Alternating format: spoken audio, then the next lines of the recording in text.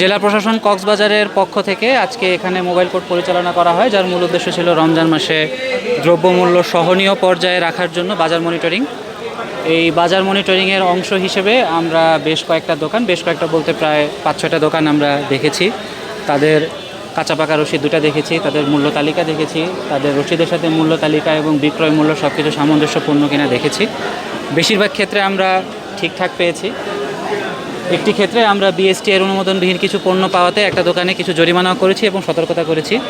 আপনাদেরকে এতটুকু আশ্বস্ত করতে চাই যে পুরো রমজান মাস জুড়ে গত রমজানের মতোই আমাদের এই সকল অভিযান অব্যাহত থাকবে।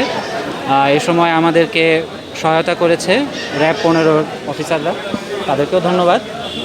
আর সাংবাদিক হিসেবে আপনাদের কাছে 2টা অনুরোধ থাকবে। প্রথম অনুরোধ হচ্ছে আপনারা কাইন্ডলি আমাদের এই অভিযানগুলোর মাধ্যমে জনগণকে সচেতন করার যে প্রয়াস, সেখানে আমাদের সহায়তা করবেন। এবং দ্বিতীয় অনুরোধ হচ্ছে, অনেক সময় হয়তো তথ্য সংগ্রহ করতে গিয়ে অভিযানের সময় আপনারা কিছুটা উৎসাহী হয়ে পড়েন। আপনাদের অতি উৎসাহের কারণে আমরা যাওয়ার আগে গলির মাথা শুরুতে যেখানে আমরা থাকি, গলির মাথা শেষে খবর চলে যায় যে মোবাইল কোর্ট হচ্ছে। এবং অনেক সময়ই যারা হয়তো অন্যায্য মূল্যে বিভিন্ন জিনিস বিক্রি করতেছিল, আপনাদের কারণে তাদের কাছে আওয়াজ চলে যায় এবং তারা সতর্ক হয়ে যায়। তো মোবাইল কোর্ট হওয়ার আগে যদি আপনারা ভিডিও করেন, ভিডিও নেন, সংবাদ নেন, তাহলে কিন্তু লাভ নাই। কারণ আমি কিন্তু আমার অপরাধীকে ধরতে পারলাম না। বরং মোবাইল কোর্ট হয়ে যাওয়ার পরে যদি আপনারা তথ্য সংগ্রহ করেন, তখন কিন্তু কোনো সমস্যা নেই।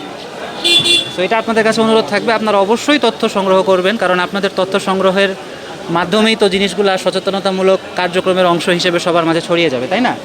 কিন্তু সেই তথ্য সংগ্রহ যেন আমাদের অভিযানের পথে বাধা না হয়ে দাঁড়ায়। ঠিক আছে, আপনাদের কষ্ট দেওয়ার জন্য কথাটা বললাম না, কিন্তু আশা করি আপনারা জিনিসটা একটু মাথায় রাখবেন।